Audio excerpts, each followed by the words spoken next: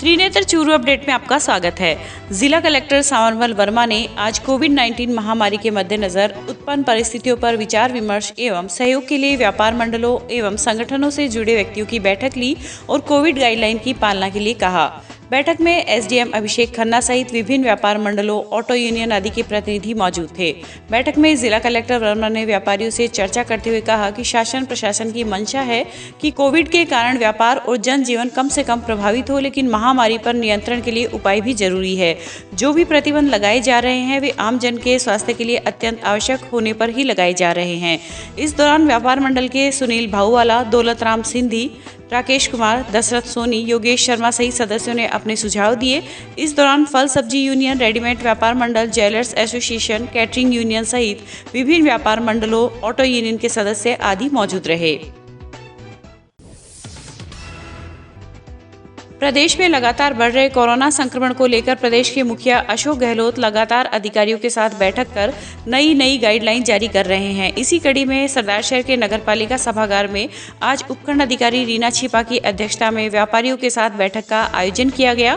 बैठक में उपखंड अधिकारी रीना छिपा ने बताया कि कोरोना लगातार अपने पांव तेजी से पसार रहा है और शहर वासियों की ओर से लगातार लापरवाही बढ़ती जा रही है, लेकिन अब लापरवाही बरतने वालों के खिलाफ प्रशासन सख्ती से कार्रवाई करेगा।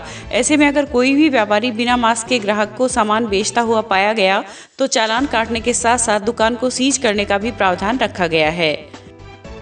कोविड के वर्तमान केसेस बढ़ रहे हैं, उसमें जो राज्य सरकार की नई गाइडलाइन थी उसके रिगार्डिंग सभी व्यापारियों के साथ आज नगर पालिका सभागार में बैठक की गई और सभी व्यापारियों को जो कोविड अप्रोप्रिएट बिहेवियर है उसके बारे में बताया गया और उन्हें ये कहा गया कि आप अपने ग्राहकों को यदि वो मास्क नहीं पहनते हैं, दूर खड़े नहीं होते तो आप सामान ना दें और आप स्वयं भी इसका पालना करें, अन्यथा हमें सख्ती करनी पड़ेगी।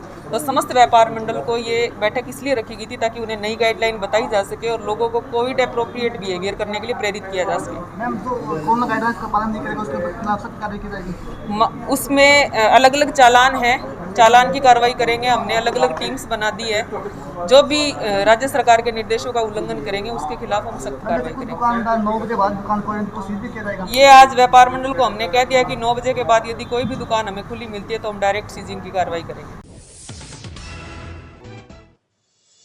वहीं व्यापारियों को पूरी तरह से कोरोना गाइडलाइन की पालना करनी होगी, अन्यथा प्रशासन सख्ती से कार्रवाई करेगा।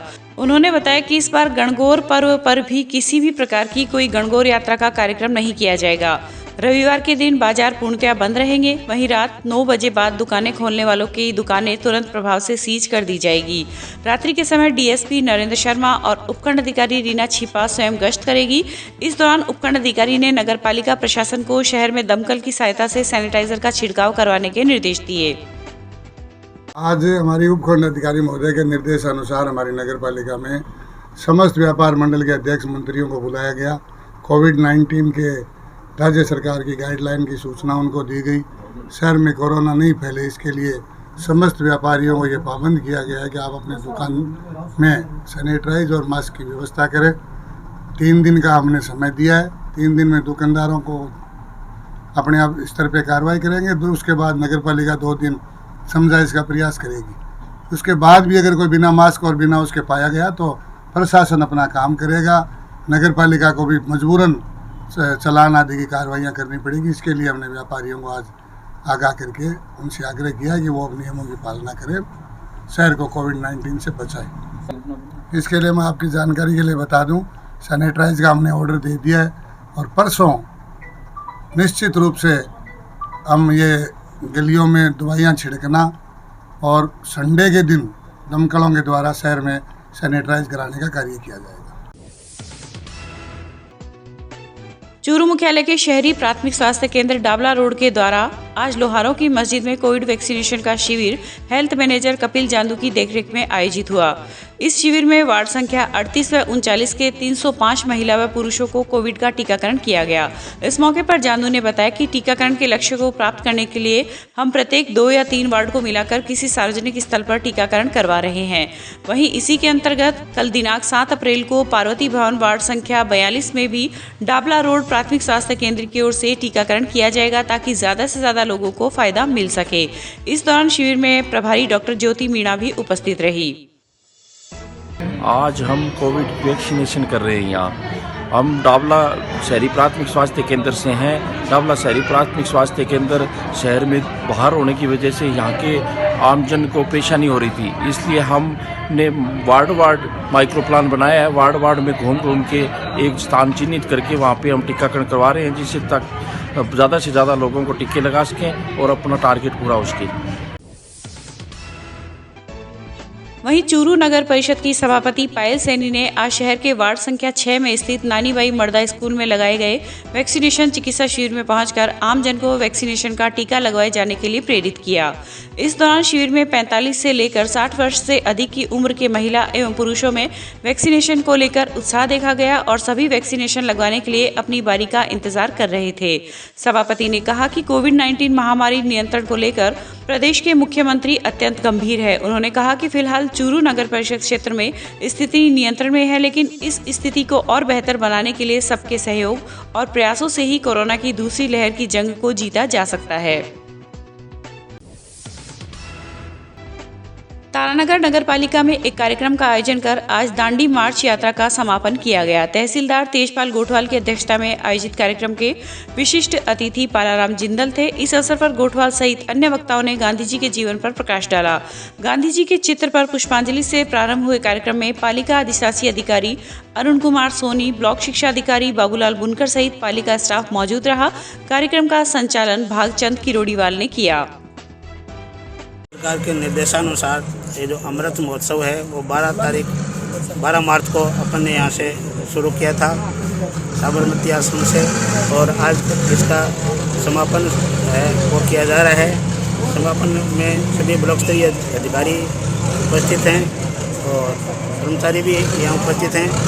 गांधी जी के जीवन पर आज श्री पालाराम जी ने और श्री बुनकर साहब ने अपने विचार व्यक्त किए, संगोष्ठी की, उनको बहुत बहुत धन्यवाद। और 14 अप्रैल के बारे में इनको पुनः अवगत कराते हुए आज के समापन की घोषणा की। सरदारशहर में आज क्षेत्र के किसानों ने मुख्यमंत्री के नाम तहसीलदार को एक ज्ञापन सौंपकर राजस्व कार्यों में आ रही परेशानियों की ओर ध्यान आकर्षित करवाया। उन्होंने लिखा कि पिछले 3 माह से पटवारी अतिरिक्त पटवार मंडलों के कार्य का बहिष्कार कर रखा है, जिसके कारण किसान एवं आम जनता का राजस्व से जुड़ा कार्य नहीं हो रहा है। वहीं ये लोग पिछले 3 महीने से दर की ठोकरें खाने को मजबूर है। किसानों का कार्य समय पर हो, इसके लिए मुख्यमंत्री ने अधिकारियों को निर्देश भी दिया, लेकिन आदेश की पालना नहीं हो रही है। उन्होंने लिखा कि सरकार के आदेश की पालना नहीं करने वाले अधिकारियों एवं कर्मचारियों के खिलाफ कार्रवाई की जाए। इस अवसर पर किसान नेता बीरबल सिद्ध, महेंद्र सिंह सीवर, जगदीश धन्नावंशी आदि उपस्थित थे। किसानों के सामने बहुत बड़ी समस्या है। किसान के जो पटवारी संबंधी सारे रिकॉर्ड के काम है वो हो नहीं रहे हैं, क्योंकि पटवारियों ने कुछ हल्के छोड़ दिए हैं, जिसकी वजह से हल्का पटवारी है ही नहीं।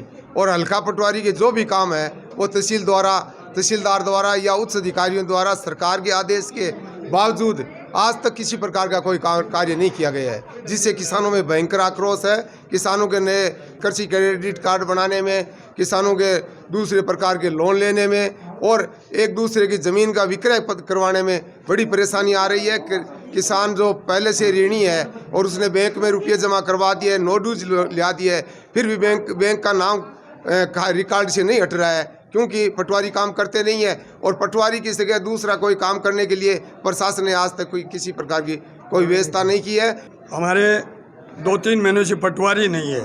हर जगह गांव में किसानों के बहुत बड़ी समस्या है। फसल कटनी हो गई, गिरदावरी की नहीं, इसीलिए। और जो बड़ा अंतकाल जो है, जिस बैंक में ऋण है, किसी व्यक्ति ने पैसे भर दिए तो उसका ऋण ही मुक्त नहीं कर सकते, इसीलिए किसानों में आक्रोश है। किसान बहुत दुखी हैं। इसीलिए हमने तहसीलदार को ज्ञापन दिया है कि हमारे अंतकाल जो है वो चढ़ाए जाए, चाहे तहसीलदार चढ़ाएं, गिरदावल चढ़ाएं। पटवारी नहीं होगा, पटवारी लेके आओ। और हमने 5 दिन का टाइम दिया है। 5 दिन तक ये कार्य नहीं होगा तो हम पूरे किसान यहाँ के धरना देंगे। लॉकडाउन के बाद पहली बार रतनगढ़ सरदारशहर ट्रैक पर फिर से 3 ट्रेनें पटरियों पर दौड़ेगी। इन ट्रेनों के संचालन से रतनगढ़ व सरदारशहर सहित कई ग्रामीण क्षेत्र के लोगों को भी लाभ मिलेगा। उत्तर पश्चिमी रेलवे के वरिष्ठ जनसंपर्क अधिकारी द्वारा जारी पत्र में उक्त ट्रेन सेवा के संचालन का 11 अप्रैल से शुरू होने का उल्लेख किया गया है तथा प्रतिदिन 3 ट्रेनों का संचालन किया जाएगा। रतनगढ़ से सुबह 9 बजे, दोपहर 1:05 पे, शाम 4:20 पे तथा वापसी में सरदार शहर से सुबह 10:35, दोपहर 2:20 एवं शाम 5:45 पर उक्त ट्रेन चलेगी। इसके अलावा 12 अप्रैल से रतनगढ़ बीकानेर ट्रेन का भी संचालन किया जा रहा है, जो सुबह 4:35 पर बीकानेर से चलकर सुबह 7:35 पर रतनगढ़ पहुंचेगी तथा वापसी में 7:10 पे रवाना होकर रात्रि को 10 बजे बीकानेर पहुंचेगी। मुख्य चिकित्सा एवं स्वास्थ्य अधिकारी डॉक्टर मनोज शर्मा के निर्देशानुसार आज चिकित्सा विभाग की टीम की ओर से जिले में कोरोना से बचाव एवं रोकथाम तथा नियंत्रण हेतु चूरू के रेलवे स्टेशन, लोहिया कॉलेज व ट्रॉमा सेंटर पर कोरोना जांच की गई। इस दौरान करीब 470 सैंपल कलेक्ट कर जांच के लिए चूरू मेडिकल कॉलेज भिजवाए गए।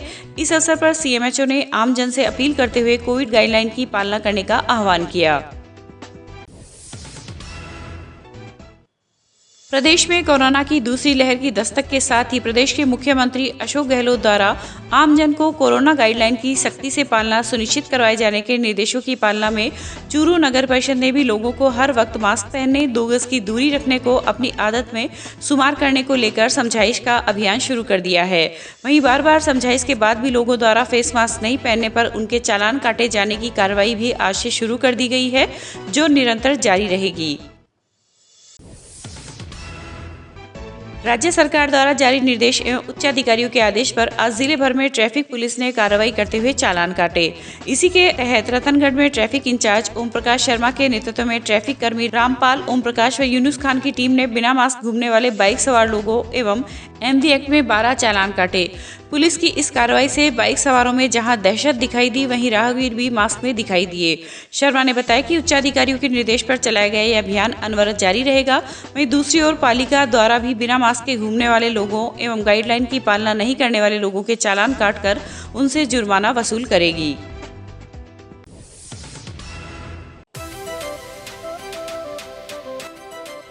श्री दादू दयाल सैंडस्टोन हमारे यहाँ पर करौली, धौलपुर, बंसी, पहाड़पुर के पत्थरों पर कुशल कारीगरों के द्वारा नक्काशी व खुदाई का कार्य किया जाता है। अगर आपको अपने घर, फार्म हाउस, मंदिर की सजावट हेतु पत्थर की जाली, खूबसूरत फंवारे, सुंदर झरने, झरोके, गमले, शेर, हाथी, घोड़े, मूर्ति, भव्य चौखट, लैंप, सोफा सेट, छतरी, आकर्षक पिलर बनवाने हो तो संपर्क करें Shri Dadu Dayal sandstone, T point, सरदार शहर रोड, रतनगढ़। प्रोपराइटर पप्पू राम सैनी, दोसा वाले।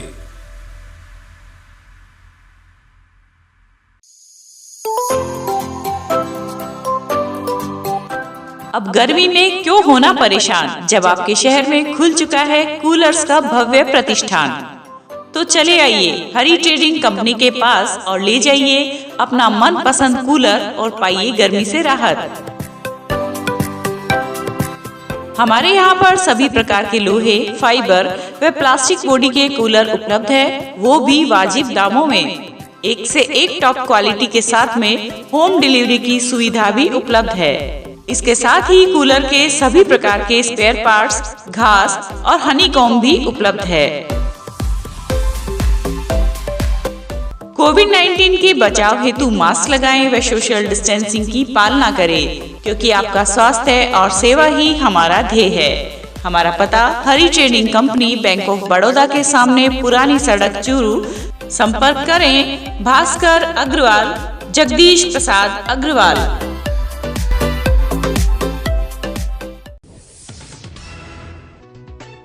रतनगढ़ में सीएमएचओ कार्यालय के बाहर खड़ी कर्मचारी की बाइक 4 अप्रैल को चोरी होने के मामले में मंगलवार को स्वास्थ्य विभाग के दर्जनों कर्मचारियों ने रोष प्रकट करते हुए एसडीएम को ज्ञापन दिया है। ज्ञापन में उल्लेख किया गया है कि राजकीय अस्पताल परिसर में लगातार बाइक चोरी की घटनाएं हो रही है। ऐसी घटनाओं में अधिकतर कर्मचारी प्रभावित हो रहे हैं। 4 अप्रैल को कार्यालय के कनिष्ठ सहायक रोहित शर्मा ने अपनी मोटरसाइकिल बाइक स्टैंड पर खड़ी की थी। शाम को कार्यालय से काम करने के बाद बाहर निकला तो बाइक गायब मिली। बाइक को सब जगह तलाश किया लेकिन कोई सुराग नहीं लगा। बाद में पुलिस को सूचना दी गई, लेकिन घटना के 2 दिन बाद भी बाइक बरामद नहीं हुई, जिससे कर्मचारियों में रोष है। अतिरिक्त जिला कलेक्टर अनिल मेहना ने कोविड-19 के अंतर्गत सैंपलिंग एवं वैक्सीनेशन लक्ष्यों को पूरा करने के लिए रतनगढ़ उपखंड कार्यालय में अधिकारियों की बैठक ली। महिला द्वारा बाहर से आने वाले व्यक्तियों की पहचान करने तथा मैरिज गार्डन, धर्मशालाओं के व्यवस्थापकों को कोविड के निर्देशों की पालना करवाने के लिए पाबंद करने के निर्देश पालिका प्रशासन को दिए हैं।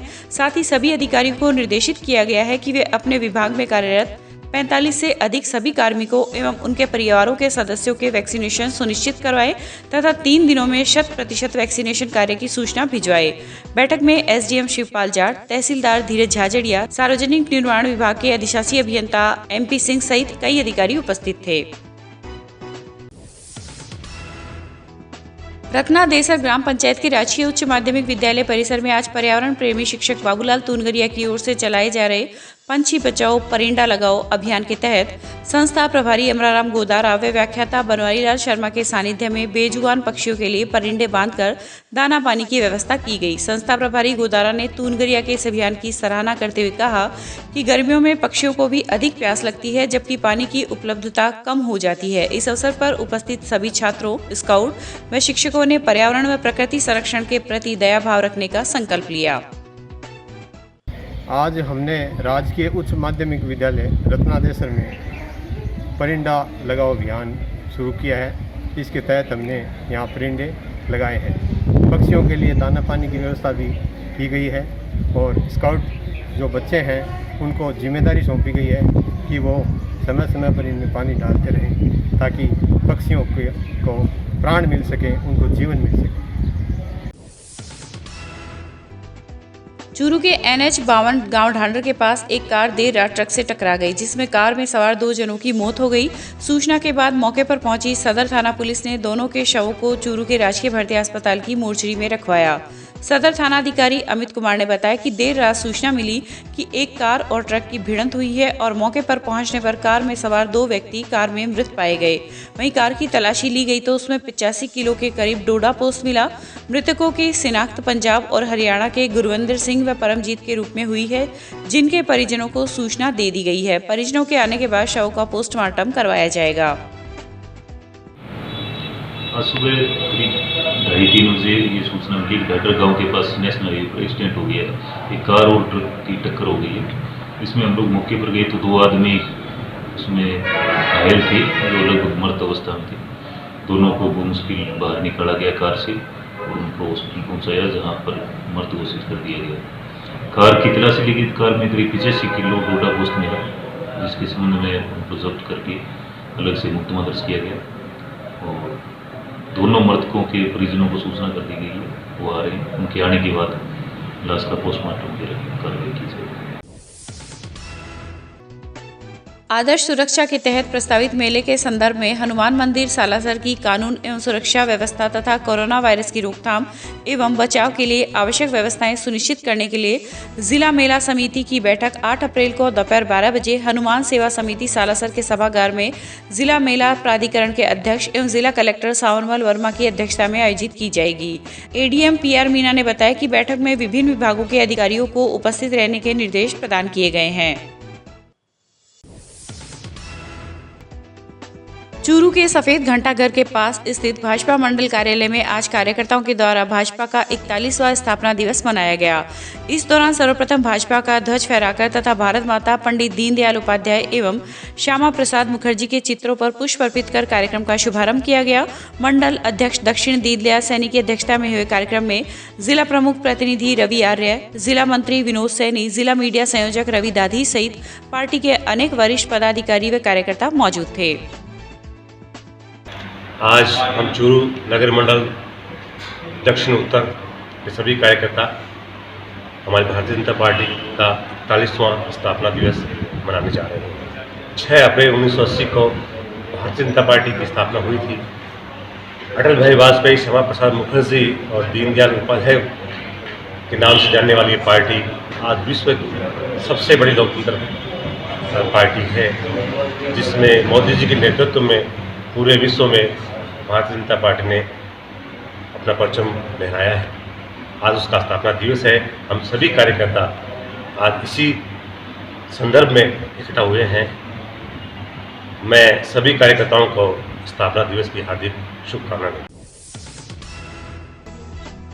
सुजानगढ़ विधानसभा के उपचुनाव को लेकर मजिस्ट्रेट चंद्र प्रकाश सैनी व एसआई रामचंद्र सहित अन्य अधिकारी वाहनों की चेकिंग कर रहे हैं। इस दौरान नितेश शर्मा ने बताया कि सुजानगढ़ विधानसभा चुनाव को लेकर सालासर में आने वाले वाहन व सालासर से हर तरफ जाने वाले वाहनों को चेक किया जा रहा है ताकि कोई भी आपत्तिजनक सामग्री सहित पैसे व मादक पदार्थ का परिवहन नहीं किया जा सके। मैं सीपी सैनी, कार्यपालक मजिस्ट्रेट FST 1 के दौरान हम यहाँ उपचुनाव में जो भी आचार संहिता का उल्लंघन करते हैं, हम आचार संहिता की पालना करवाते हैं। इसके तहत हम जो गाड़ियाँ जा रही हैं उनकी चेकिंग करते हैं, जिनमें कोई शराब वगैरह या कोई पैसे वगैरह नहीं जा रहे। इसके लिए हम फील्ड में हर 8 घंटे से कार्य करते हैं। ऐसी कोई कार्रवाई भी हुई है क्या सर? ऐसी कार्रवाई अभी तक तो नहीं हुई है। हम उसके लिए प्रयास कर रहे हैं कि ऐसी कोई कार्रवाई करें और आचार संहिता का सही तरीके से पालन हो। इसके लिए हम जनता को जागरूक भी कर रहे हैं। इसके लिए हम गाड़ी के ऊपर हमारे माइक लगा हुआ है, जिसके तहत हम जनता को जागरूक करते हैं।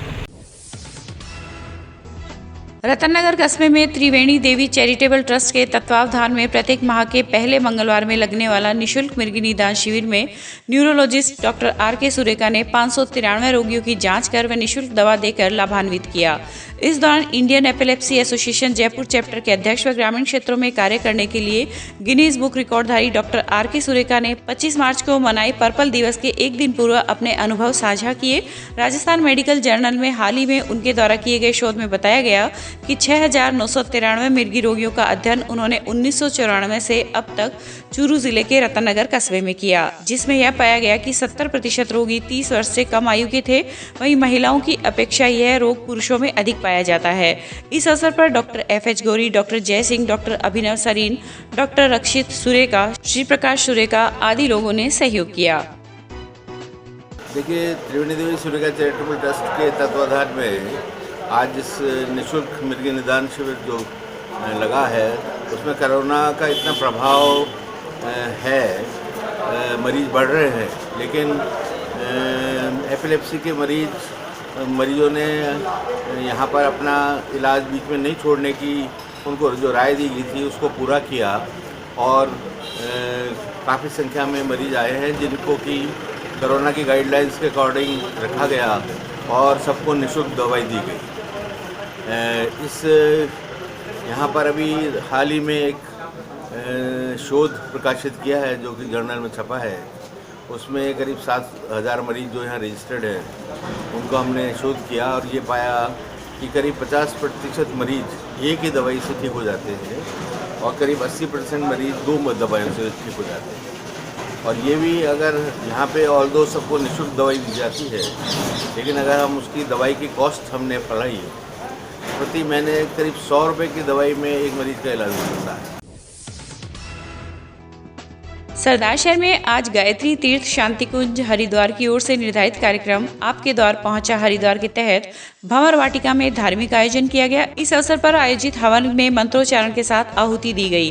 कार्यक्रम के दौरान 11 घरों में कुंभ का जल प्रदान किया गया तथा देवी स्थापना की गई।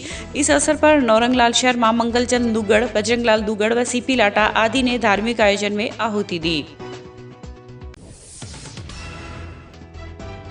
नेशनल हाईवे 11 पर राजलदेसर परसनेऊ के बीच सोमवार की देर रात POP से भरे ट्रक में अज्ञात कारणों से आग लग गई। आगजनी की घटना के बाद आसपास के लोगों में अफरा तफरी मच गई तथा पुलिस को सूचना दी। सूचना पर राजलदेसर पुलिस मौके पर पहुंची तथा रतनगढ़ व राजलदेसर पालिकाओं की दमकलें तथा अग्निशमन यंत्रों की मदद से करीब 1.5 घंटे की मशक्कत के बाद आग पर काबू पाया गया।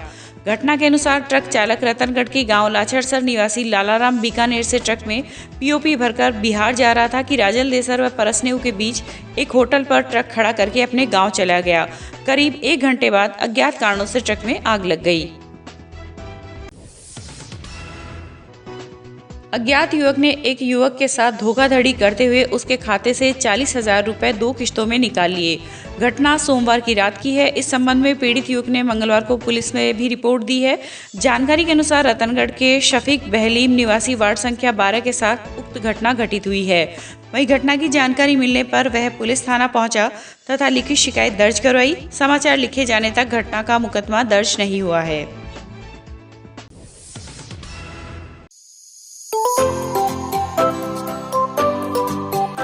अब गर्मी में क्यों होना परेशान, जब आपके शहर में खुल चुका है कूलर्स का भव्य प्रतिष्ठान।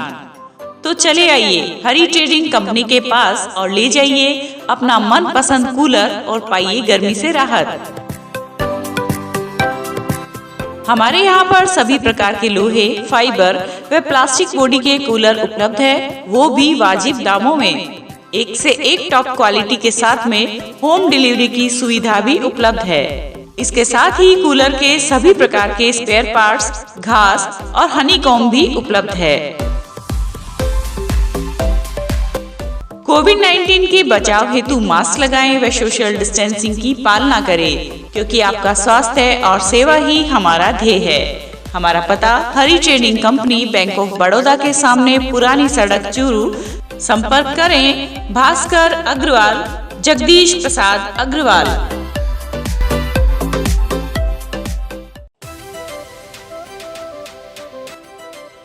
श्री दादू दयाल सैंडस्टोन हमारे यहाँ पर करौली, धौलपुर, बंसी, पहाड़पुर के पत्थरों पर कुशल कारीगरों के द्वारा नक्काशी व खुदाई का कार्य किया जाता है।